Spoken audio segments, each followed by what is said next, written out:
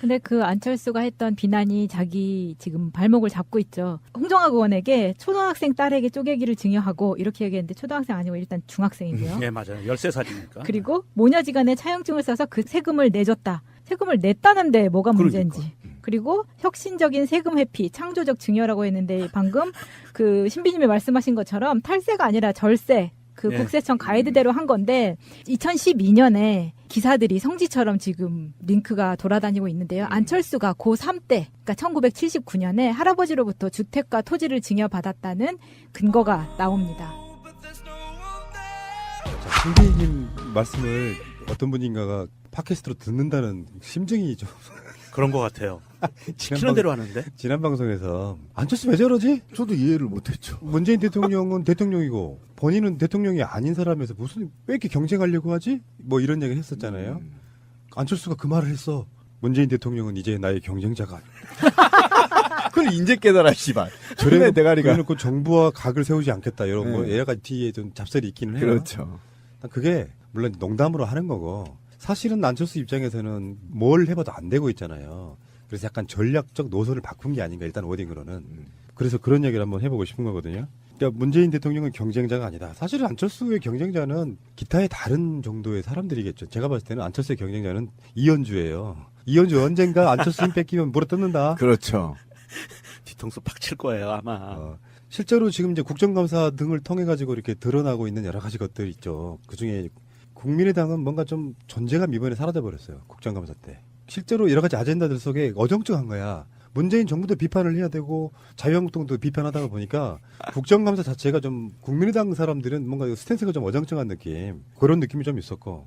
어쨌든 간에 안철수 입장에서는 이런 방향성은 좀 좋다고 봐요. 정말 살아남겠다면 내가 신비님 영향도 받았지만 이 스탠스를 바꾼 건 나 때문일 거라고 봐. 물론 농담이에요. 농담이면 간만에 건 들으십시오. 안철수 정계원 때 1년 정도면 한다고 그랬잖아. 위기의식을 느꼈을 거라고 봐. 내년 여름에 아마 또 해외 유학을 갈 가능성이 굉장히 높습니다. 아무리 표를 써도. 어쨌든 국민의당이 정상 정치로 돌아와야 된다. 오기, 질투 정치 그런 것에서 벗어나서 현 정부가 잘하는 거에 대해서 굉장히 높이 평가해주고 그다음에 문재인 대통령과 좀 더 가까워지면서 정상 정치로 돌아온다면 지금 개헌도 앞두고 온갖 적폐청산을 앞둔 세월호 진실규명 법안도 지금 11월 22일 날인가요? 이게 지금 상정이 됩니다. 이 문제도 놓고 잘한 건 잘해야 당신도 잘할 때 잘한다고 박수를 쳐주거든. 그런데 그냥 오기와 질투로 가득 쌓여가지고 잘한 것도 깎아내리려고 하니까 오히려 자유한국당이 깐 거는 그렇다고 치지만 국민의당이 까면 이게 굉장히 천박했거든요. 그동안에. 근거도 없잖아요. 자유한국당은 그래도 나름 친일과 친미와 독재의 DNA를 갖고 공격하는 거거든요. 근데 안철수는 무슨 근거도 없어. 맨날 말만 하면 MB계라고 욕이나 쳐먹어. 도움이 안 되거든. 그러니까 지금이라도 정상 쪽으로 돌아와야 하고 만약에 안철수가 이런 마음을 먹지 않았다면 저는 아까 권 PD 말대로 당에서 축출되지 않았을까라는 생각이 들어요. 솔직히 말하면. 지금 사퇴하라고 요구하는 의원들도 내부 있고요. 그다음에 일부 지역 중심의 위원장들이 안철수 책임지고 물러나라고 사퇴해라라고 지금 촉구하고 있는 형편에서 이거는 진짜 자기가 깨달아서 한 게 아니라 자기 지도력을 유지하기 위한 꼼수로 발표했다. 뭐 요 정도로 보면 될 것 같아요. 그런다 하지만 지역 소속 국회의원들의 위원장들이 우리 방송을 듣는다면 정상 정치로 돌아와라. 국민들이 예전에 촛불 이전의 국민하고 달라졌다.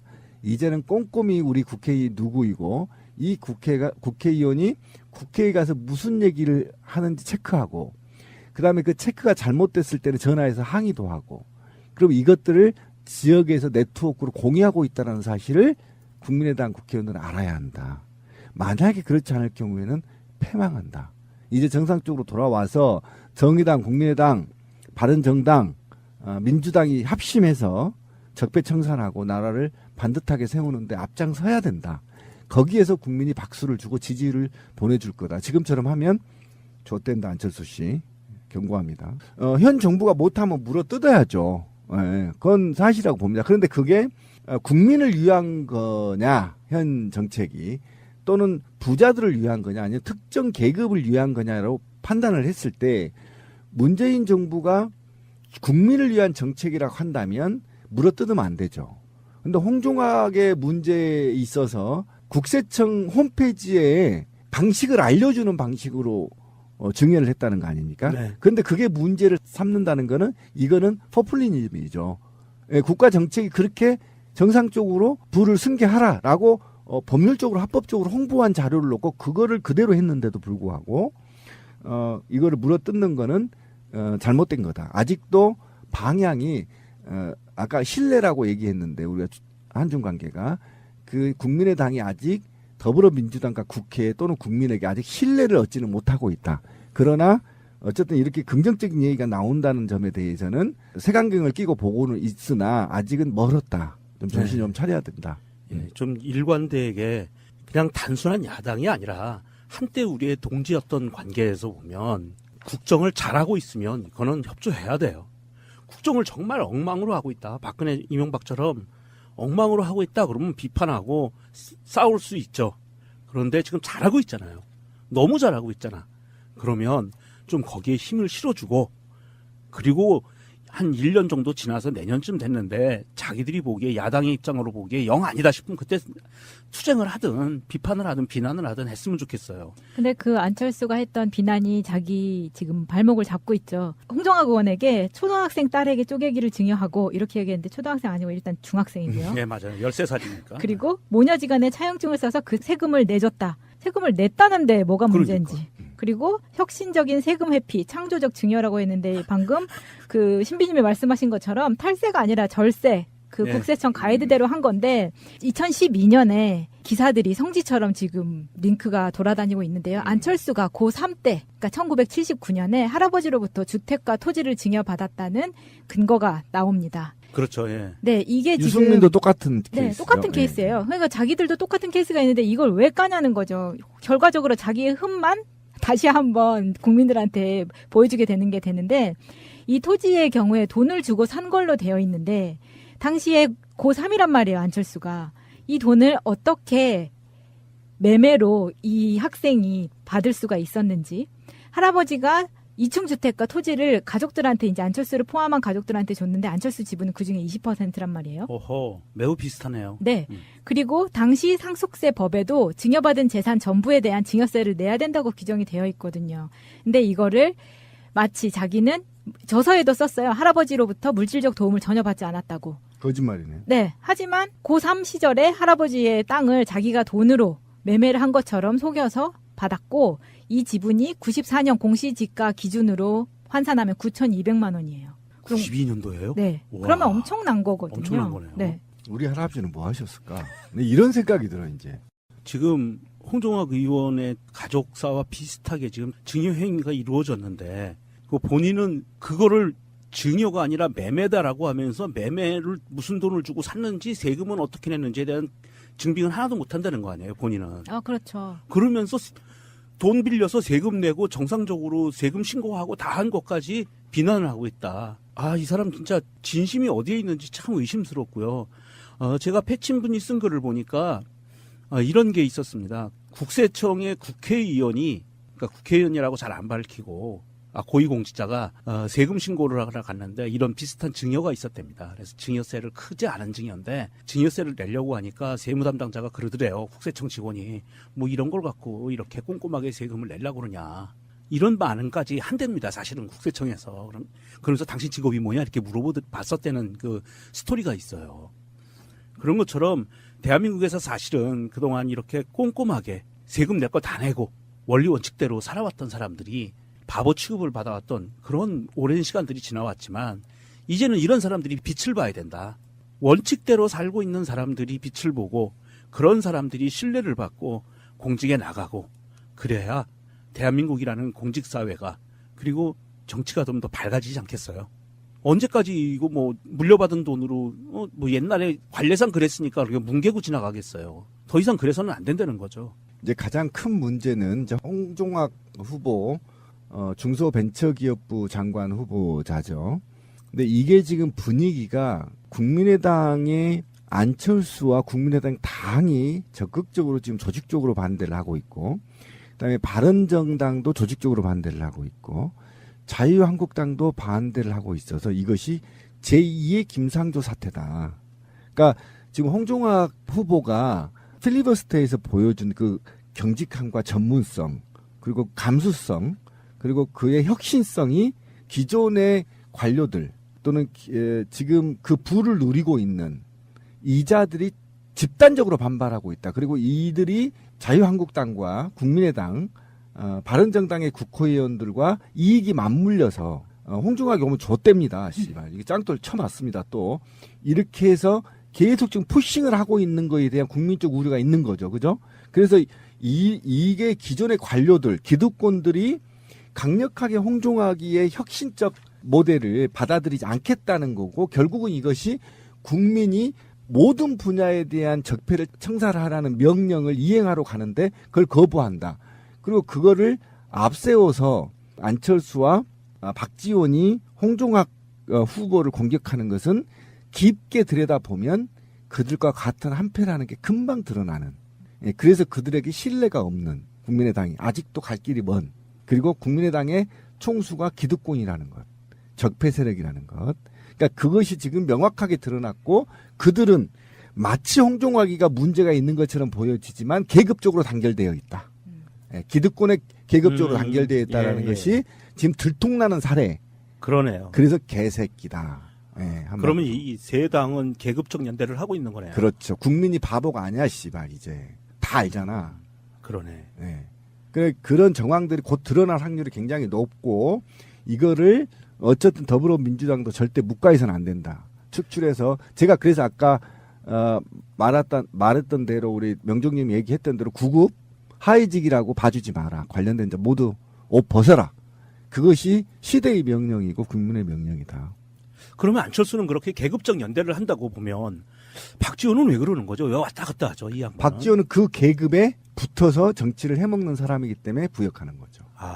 돈 뭐 재벌가는 아니지만, 그리고 그 재벌가의 일가예요. 사돈이기도 하고 등등의 어쨌든 그럼 계급 연대가 비슷한 개념이에요. 박지원도 계급적 권력적 계급이라고 봐야 되죠.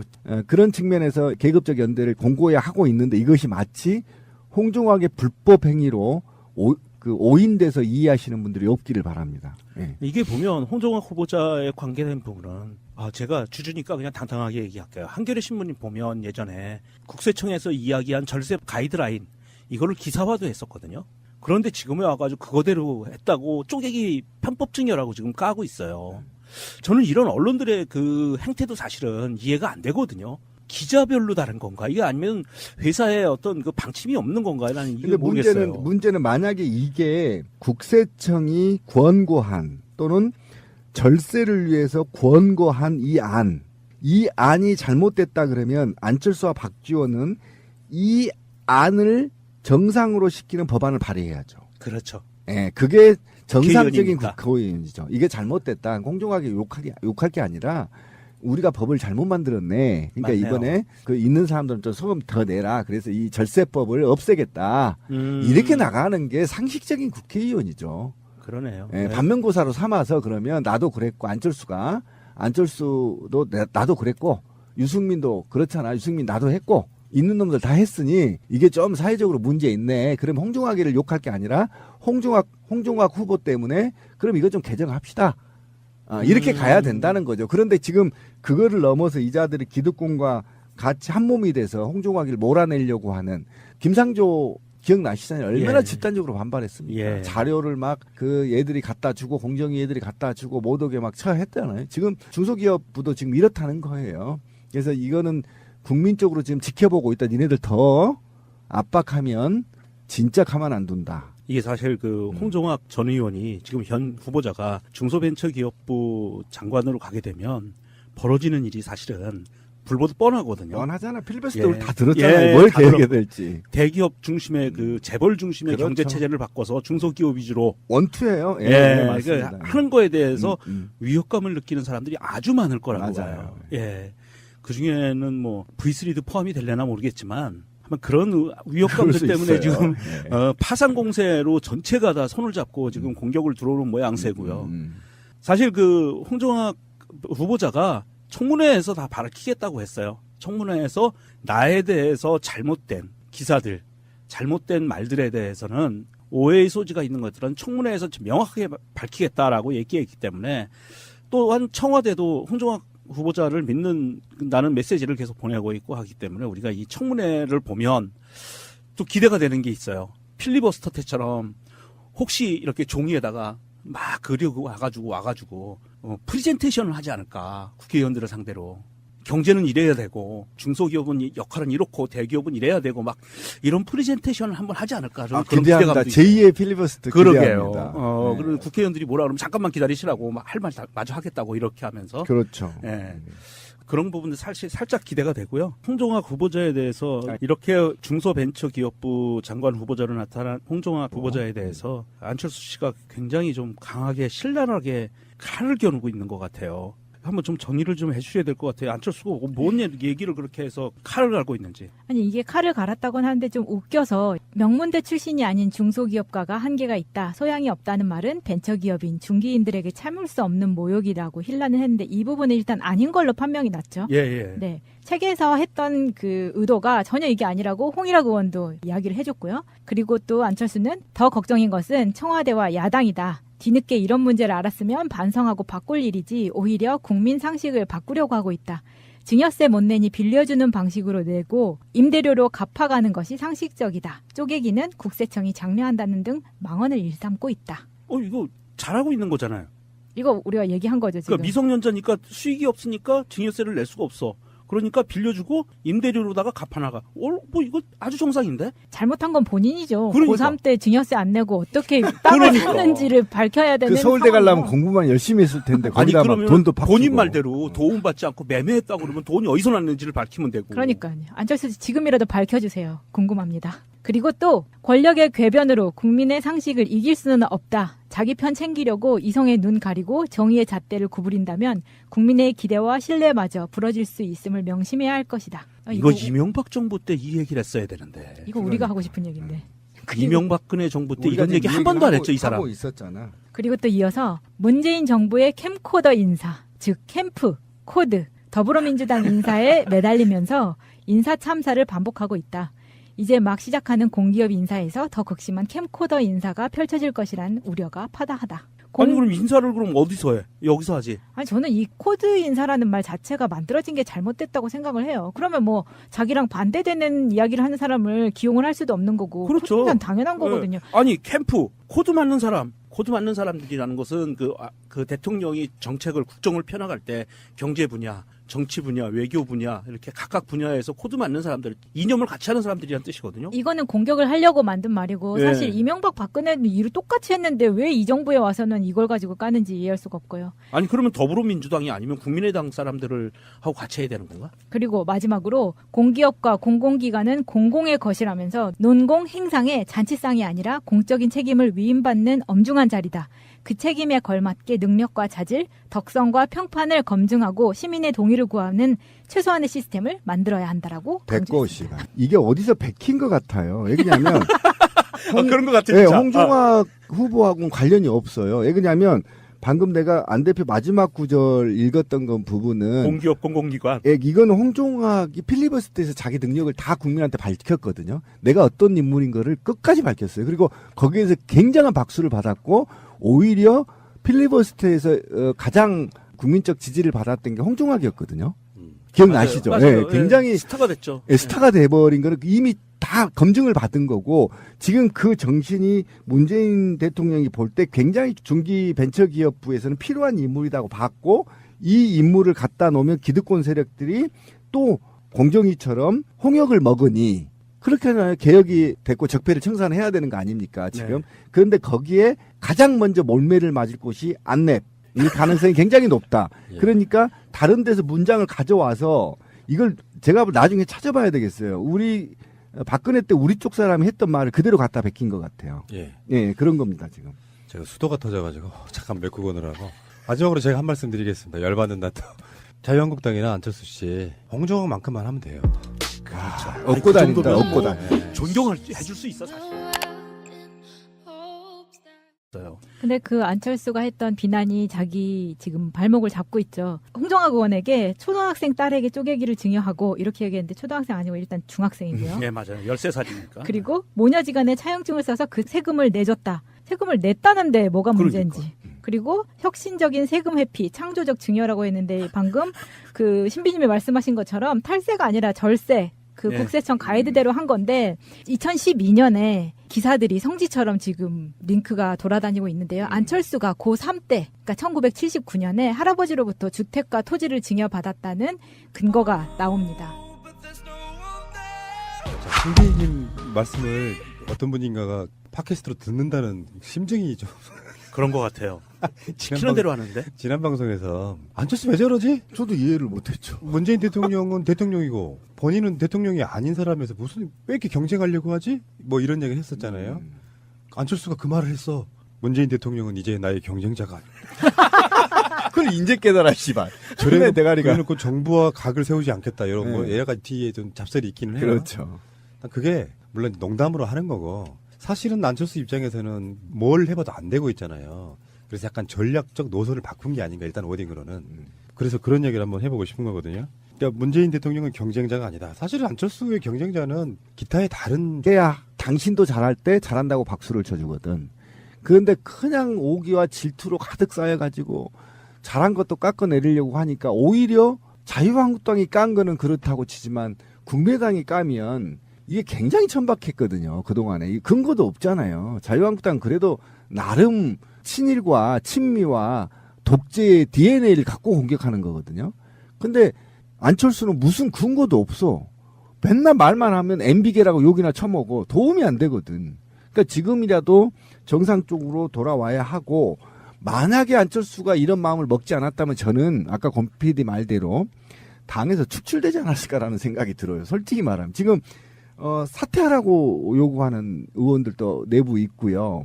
그다음에 일부 지역 중심의 위원장들이 안철수 책임지고 물러나라고 사퇴해라라고 지금 촉구하고 있는 형편에서 이거는 진짜 자기가 깨달아서 한 게 아니라 자기 지도력을 유지하기 위한 꼼수로 발표했다. 뭐 이 정도로 보면 될 것 같아요. 그런다 하지만 지역 소속 국회의원들의 위원장들이 우리 방송을 듣는다면 정상 정치로 돌아와라. 국민들이 예전에 촛불 이전의 국민하고 달라졌다. 이제는 꼼꼼히 우리 국회의 누구이고 이 국회의원이 국회에 가서 무슨 얘기를 하는지 체크하고 그다음에 그 체크가 잘못됐을 때는 전화해서 항의도 하고 그럼 이것들을 지역에서 네트워크로 공유하고 있다는 사실을 국민의당 국회의원들은 알아야 한다. 만약에 그렇지 않을 경우에는 패망한다. 이제 정상적으로 돌아와서 정의당, 국민의당, 바른정당, 민주당이 합심해서 적폐청산하고 나라를 반듯하게 세우는데 앞장서야 된다. 거기에서 국민이 박수를 주고 지지를 보내줄 거다. 지금처럼 하면 좆된다 안철수 씨. 경고합니다. 현 정부가 못하면 물어뜯어야죠. 예, 그건 사실이라고 봅니다. 그런데 그게 국민을 위한 거냐 현 정책이 또는 부자들을 위한 거냐 아니면 특정 계급을 위한 거냐라고 판단을 했을 때 문재인 정부가 국민을 위한 정책이라고 한다면 물어뜯으면 안 되죠. 근데 홍종학의 문제에 있어서 국세청 홈페이지에 방식을 알려주는 방식으로 증여를 했다는 거 아닙니까? 네. 그런데 그게 문제를 삼는다는 거는 이거는 포퓰리즘이죠. 예, 국가 정책이 그렇게 정상적으로 부를 승계하라라고 법률적으로 합법적으로 홍보한 자료를 놓고 그거를 그대로 했는데도 불구하고 이거를 물어뜯는 거는 잘못된 거다. 아직도 방향이 아까 신뢰라고 얘기했는데 우리가 한중 관계가 그 국민의당이 아직 더불어민주당과 국회 또는 국민에게 아직 신뢰를 얻지는 못하고 있다. 그러나 어쨌든 이렇게 긍정적인 얘기가 나온다는 점에 대해서는 색안경을 끼고 보고는 있으나 아직은 멀었다. 좀 정신 좀 차려야 된다. 예, 좀 일관되게 그냥 단순한 야당이 아니라 한때 우리의 동지였던 관계에서 보면 국정을 잘하고 있으면 이거는 협조해야 돼요. 국정을 정말 엉망으로 하고 있다. 박근혜 이명박처럼 엉망으로 하고 있다 그러면 비판하고 싸울 수 있죠. 그런데 지금 잘하고 있잖아요. 너무 잘하고 있잖아. 그러면 좀 거기에 힘을 실어주고 그리고 한 1년 정도 지나서 내년쯤 됐는데 자기들이 보기에 야당의 입장으로 보기에 영 아니다 싶으면 그때 투쟁을 하든 비판을 하든 비난을 하든 했으면 좋겠어요. 근데 그 안철수가 했던 비난이 자기 지금 발목을 잡고 있죠. 홍정학 의원에게 초등학생 딸에게 쪼개기를 증여하고 이렇게 얘기했는데 초등학생 아니고 일단 중학생이고요. 네, 맞아요. 13살이니까. 그리고 모녀지간에 차용증을 써서 그 세금을 내줬다. 세금을 냈다는데 뭐가 문제인지. 그러니까. 그리고 혁신적인 세금 회피, 창조적 증여라고 했는데 방금 그 신비님이 말씀하신 것처럼 탈세가 아니라 절세. 그 네. 국세청 가이드대로 한 건데 2012년에 기사들이 성지처럼 지금 링크가 돌아다니고 있는데요. 안철수가 고3 때, 그러니까 1979년에 할아버지로부터 주택과 토지를 증여받았다는 근거가 나옵니다. 그렇죠. 예. 네, 이게 지금 유승민도 똑같은 네. 그 정도의 사람들이겠죠. 제가 봤을 때는 안철수의 경쟁자는 이현주예요. 이현주 언젠가 안철수 힘 뺏기면 물어뜯는다. 그렇죠. 뒤통수 팍 칠 거예요, 아마. 실제로 지금 이제 국정감사 등을 통해 가지고 이렇게 드러나고 있는 여러 가지 것들이 있죠. 그 중에 국민의당은 뭔가 좀 존재감 이번에 사라져 버렸어요. 국정감사 때. 실제로 여러 가지 아젠다들 속에 어정쩡한 거야. 문재인 정부도 비판을 해야 되고 자유한국당도 비판하다가 보니까 국정감사 자체가 좀 국민의당 사람들은 뭔가 스탠스가 좀 어정쩡한 느낌, 그런 느낌이 좀 있었고, 어쨌든 간에 안철수 입장에서는 이런 방향성은 좀 좋다고 봐요. 정말 살아남겠다면. 내가 신빈 영향도 받았지만 이 스탠스를 바꾼 건 나 때문일 거라고 봐. 물론 농담이에요. 농담이면 간만에 건 들으십시오. 안철수 정계원 때 1년 정도면 한다고 그랬잖아. 위기의식을 느꼈을 거라고. 내년 여름에 아마 또 해외 유학을 갈 가능성이 굉장히 높습니다. 아무리 표를 써도. 어쨌든 국민의당이 정상 정치로 돌아와야 된다. 오기, 질투 정치 그런 것에서 벗어나서 현 정부가 잘하는 거에 대해서 굉장히 높이 평가해주고, 그다음에 문재인 대통령과 좀 더 가까워지면서 정상 정치로 돌아온다면, 지금 개헌도 앞두고 온갖 적폐청산을 앞둔 세월호 진실규명 법안도 지금 11월 22일 날인가요? 이게 지금 상정이 됩니다. 이 문제도 놓고 잘한 건 잘해.